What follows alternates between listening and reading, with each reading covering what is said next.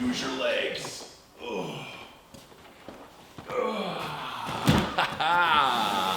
Hey, I'm Andrew Bacon, and today I'm going to unbox my upgrade miter saw, which is the new Bosch Axial-Glide 12-inch, and I am so excited about this. So check it out on today's episode of Field Treasure Designs. All right, let's do this. So this is some archive footage of mine that I wanted to release because Bosch is coming out with new Axial-Glide battery-powered saws, and I think it's relevant, and it's a great saw. So the box arrived, all good. I'm always worried about shipping in these kind of things. Lots of good styrofoam, and this thing is a beast. And so thankfully I've got my helper here that wants to help me. Look how little he is. It's awesome. But yeah, there it is. It is heavy. Once I took a look at it, moving it around, man, not easy. But yeah, this thing is not going anywhere. So there's the Axial-Glide. And then I rotate it around. The blade's held there with styrofoam, which makes me feel at ease. I click up the lever, releasing the blade, and it raises up. Get that styrofoam out of the way. Look how compact it is. That's a really good angle to check out how compact this saw is. It's amazing, honestly. I cut away the tie wrap that was holding the lever in place, and then you're able to click up on it and then move the miter around. And it has a knob on the front that I'll screw in here later. But yeah, there's the action on it. It slides back and forth really good. And then there's the Axial-Glide motion and the downward motion. Man, so far, nice and smooth. Yeah, this is great. And here's a close-up of the deck. The powder coating is really nice. The cut surface is great. You can obviously adjust those zero clearance inserts. And then here's the top. The handle is huge. It is pretty beefy. In all honesty, I was used to my DeWalt version. It was kind of right-handed only. This Bosch is kind of ambidextrous. You can use it on both sides or both hands. So that's kind of cool. There's a nice onboard storage on the back of the fence for the Allen wrench key, which is nice. I screwed the knob in the front. One of the perks of the Bosch Axial-Glide is that you can adjust the miter as well as the bevel cuts from the front. My DeWalt, you had to unscrew the back or untighten the back to be able to go bevel on one or the other side. And so that is a sweet feature of this. And so you can see the action's really smooth. You lift up, move it, it clicks down. It's got stops at all the different increments, which is another feature. And then yeah, you twist it to tighten it. The dust collection port is really nice. It rotates 180 degrees. You can hook it up to your hose really easily. That's another reason I bought this saw. So let's try it out. This is an actual Bosch manufactured hose, and it works perfectly with the unit. It seems like a really smooth dust collection as best as it can be for this setup, you know, without a hood or anything like that. I'll test it out here in a little bit. The dust port doesn't interfere, and then the Axial-Glide, there's a nice little lever there that releases it, and there's the action.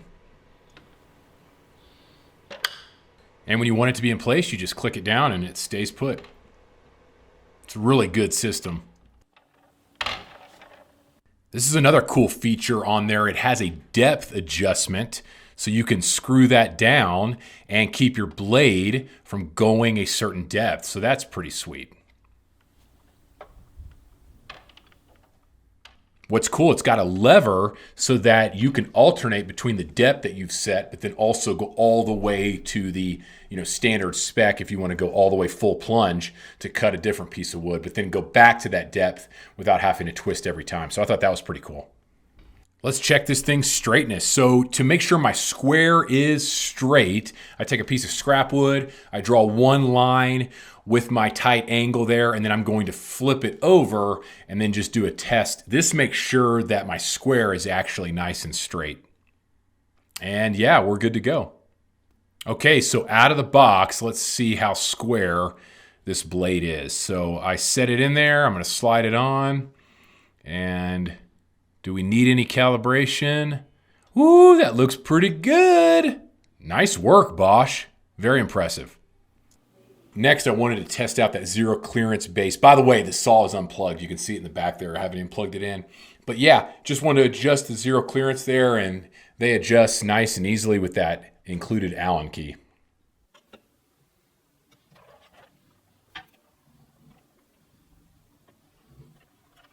The front access bevel controls was a little challenging for me to learn at first. I was so used to a different style, but you basically raise up this lever here that was really hard to pull up. That releases it, and then that button that you can see closer to the camera, that red button, it's kind of like a switch button lever there right where my hand is. You press that, control that to allow the bevel to go left or right. So once I got the hang of it, it was pretty cool. But yeah, this is a whole new experience. Having those controls up front without having to reach around the back like my DeWalt is pretty nice. So here I'm able to lock it in place, and you can see how it'll slide at that bevel. And then you lift up to release, and then that button right there that I'm holding, it allows you to go to the other side, which that's what I was trying to explain earlier. It's a little confusing. And so, yeah, I release it there, I flip it, and it can go to the other side. Yeah, and there's me pressing the button or the lever there. I don't know what that thing's called. And then it allows me to go to the right side to cut. Yeah, it's pretty cool.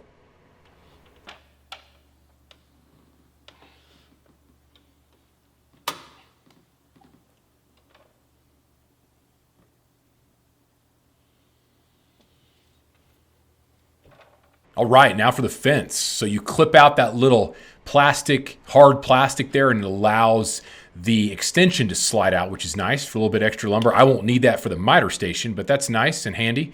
And then the fence, when you untie it or untighten it, it'll slide right out, allowing you to get a little extra there. And then it has a cable in the back holding it on, which is also, I think, a nice feature. It's definitely made of solid material, the same material as the deck, and so it feels sturdy. I feel like I could clamp things to it, stop blocks, different things like that. And so, yeah, this is super nice. And then there's the other side. I like it. It's, I usually adjust a lot of things and need stop blocks and, whatnot. And so it's really good. I want to grab the other side here and kind of show you a little bit better detail. Taking it off is not hard at all, and it slides really well, and that metal is solid. Here's the handle. Like I said earlier, it is super beefy, so you have to press that big red lever out of the way. I think that they sacrificed usability with the ability to let left and right-handed users use it. And so, honestly, I prefer my DeWalt saw's grip handle to this one. So that's my biggest complaint with this saw so far. Okay, now to actually use the thing, it's about time. So just want to show you a cut. This is my first cut with it.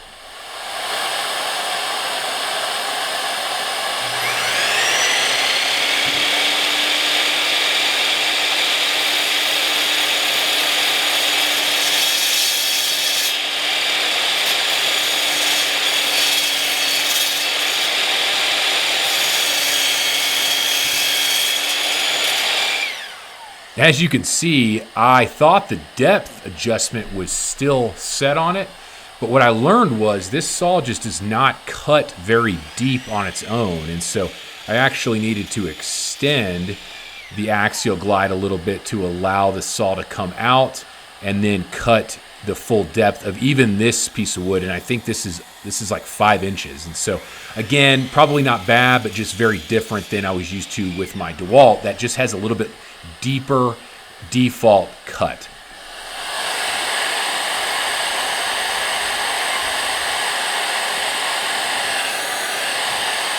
Also, I did want to note I had it hooked up to my dust collection system and it still sprayed quite a lot of sawdust.